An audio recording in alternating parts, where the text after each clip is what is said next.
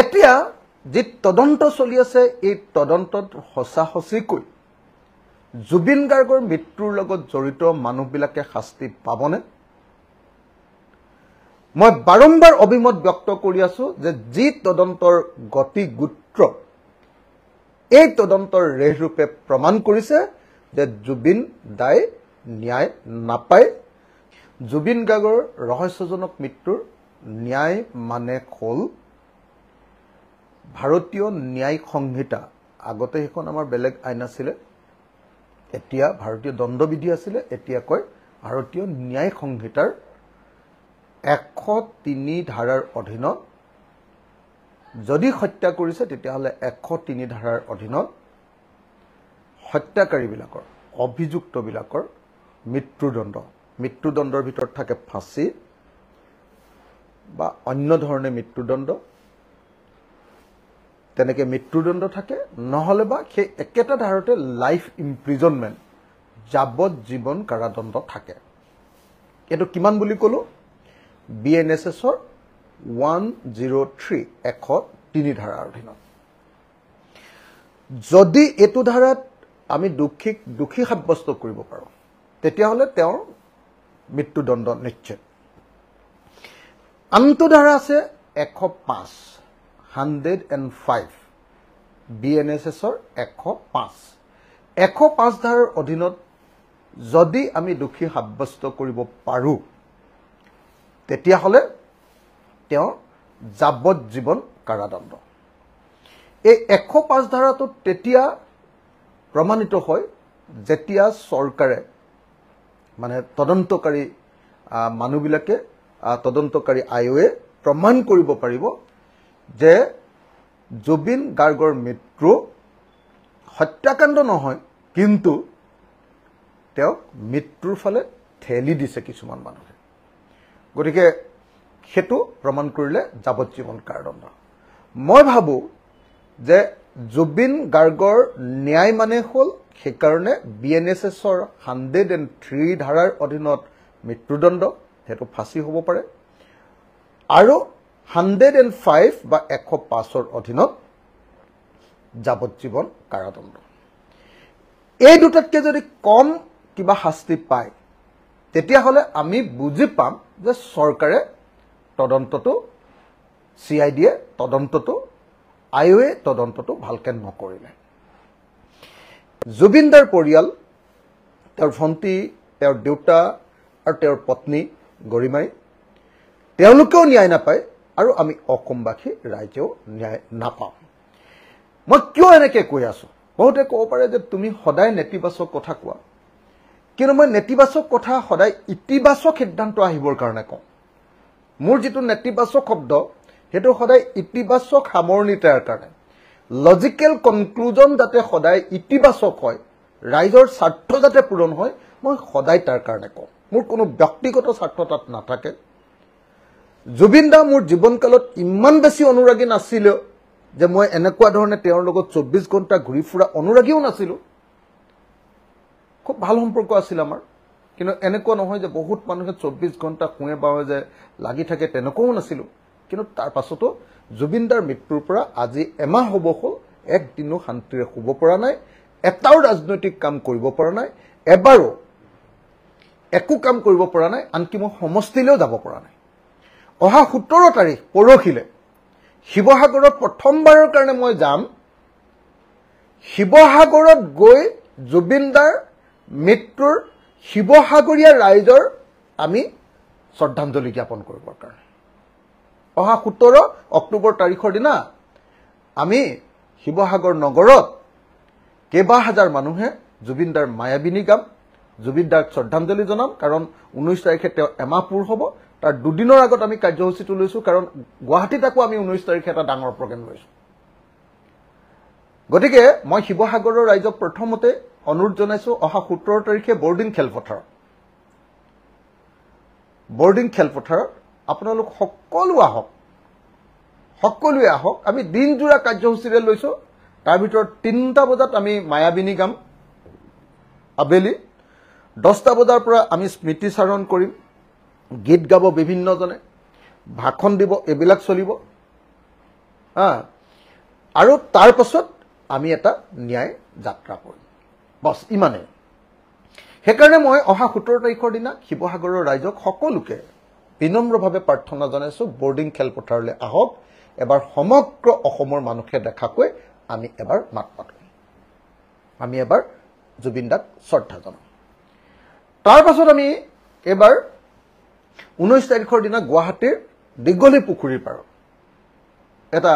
ভাল অনুষ্ঠান আয়োজন কৰিছো তাত অসমৰ বিশিষ্ট গায়কবিলাকো আহিব য'ত আমি সকলো দল সংগঠন সকলোবিলাকে একেলগতে তাত জুবিন দাক 19 তাৰিখৰ দিনা এমাহৰ শ্ৰদ্ধাঞ্জলি আমি জ্ঞাপন কৰিম আৰু একেলগতে আমি কেইবা হাজাৰ মানুহে মায়াবিনী গাম একে মায়াবিনী আকৌ আমি শিৱসাগৰতো গাম ঠিক আছে এতিয়া তদন্তৰ গতিগুত্ৰ কি হৈ আছে মই ভাবো যে তদন্তৰ গতিগুত্ৰ সঁচাকৈ ভাল নহয় মই কনফাৰ্ম যে এই তদন্তই মই বিভিন্ন চৰকাৰী মানুহবিলাকৰ লগতো কথা পাতি আছো আৰু তেওঁলোকৰ পৰাও এইটো কনফাৰ্ম খবৰ মই যেটো বুজি পাই আছো তেওঁলোকৰ বক্তব্যৰ পৰা যে আমি এই তদন্তৰ আসলতে আসল বিচাৰটো আমি নাপাওঁ কেলে নাপাওঁ মই বাৰম্বাৰ কৈ আছো যে হত্যাকাণ্ড বা মৃত্যুৰ ঘটনাৰ তদন্ত কৰিবলৈ হলে প্লেস অফ অকাৰেন্স বা য'ত ঘটনা ঘটিছে তাতকৈ তদন্ত কৰিব লাগে নাম্বাৰ 1 এটো হল ভাৰতীয় ন্যায় ব্যৱস্থাৰ এটা মৌলিক কথা দ্বিতীয়টো হল চাৰ্জশিটত সদায় আপোনাৰ স্কেচ মেপখন দিব লাগিব স্কেচ মেপ গোটেই ঘটনাৰ এখন মেপ এটো ঠাইত এটো হৈছিলে এটো ঠাইত এটো হৈছিলে এনেকে বুলি এটা স্কেচ মেপ দিব লাগিব 2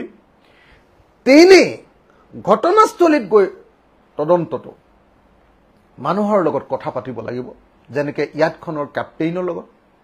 ইয়াতখনৰ আৰু বেলেগ বেলেগ মানুহ থাকিব নিশ্চয় তেওঁলোকৰ লগত অকল ইয়াতখনৰ মানুহৰ লগত নহয় লগতে যিবিলাক মানুহ তাত আছিলে সেই মানুহবিলাকৰ লগত নহয় মই নাজানো কিন্তু মোৰ অনুমান হৈ আছে যে জুবিনদাৰ মৃত্যুৰ যিবিলাক কাৰণ ওলাইছে বা মই যিবিলাক অনুসন্ধান কৰি পাইছো এতিয়া মই ক'ব নোৱাৰো কিছুমান কথা আপোনালোকক তো তাত জুবিনদা মোৰ বুদ্ধেৰে সাগৰৰ তলিত কিছু সময় পৰি আছিল মোৰ এনেকুৱা অনুমান হৈ আছে তো সাগৰৰ তলিত কিছু সময় পৰি আছিল গতিকে তাৰ সেই সাগৰৰ কিছুমান বস্তু পৰীক্ষা নিৰীক্ষা কৰিব লাগিব কিবিলাকৰ কিবা কিবি বুধই সংগ্ৰহ কৰিব লাগিব সেইটো এটা কথা তাৰ পাছত মই ভাবো যে জুবিন দা একচুয়ালি মদ কোনে খুৱাইছিল মদ খুৱাৰ পাছত তেওঁ কোনে ঠেলিয়ে দিম নেকি বুলি যে কৈছিল কোনে তেওঁক এনেকৈ ইনসিস্ট কৰিছিল পানীত নামিবলৈ মই নিজে দেখি আছো এই ভিডিওটোত যে প্ৰথমবাৰ নামুতে জুবিনদাৰ ভৰিগিটা এনেকে এনেকে কৰিছে মানুহজন দুৰ্বল হৈ আছিল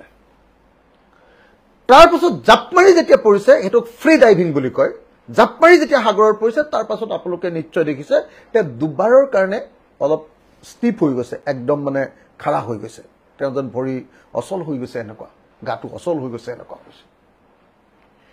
এই পৰিস্থিতি দেখাৰ পাছতো তেওঁ সহায় কৰা নাই তেওঁক আকৌ এবাৰ জপিয়াবলৈ উৎসাহিত কৰা হৈছে আৰু খেবাৰ লাইফ জেকেট নোহোৱাকে জপিয়াবলৈ উৎসাহিত কৰা হৈছে গতিকে মই ভাবো যে এই গোটেই ঘটনাটোৱে প্ৰমাণ কৰে যে নাই তেওঁক মৃত্যুৰ ফালে সম্পূৰ্ণৰূপে ঠেলি দিয়া হৈছে এতিয়া সেইবিলাক প্ৰমাণ কৰিবৰ কাৰণে উদ্ধাৰ কেনেকৈ হ'ল সাগৰৰ তলিৰ পৰা হ'ল নে সাগৰৰ ওপৰৰ পৰাই হ'ল উদ্ধাৰ কৰাৰ পাছত কোনে প্ৰথমতে উদ্ধাৰ কৰিলে সেই উদ্ধাৰ কৰা মানুহজনৰ সাক্ষ্য উদ্ধাৰ কৰাৰ পাছত তেওঁক যে বুকুত এনেকে এনেকে দিছিলে কি বুলি কয় এটো এনেকে এনেকে যে দিছিলে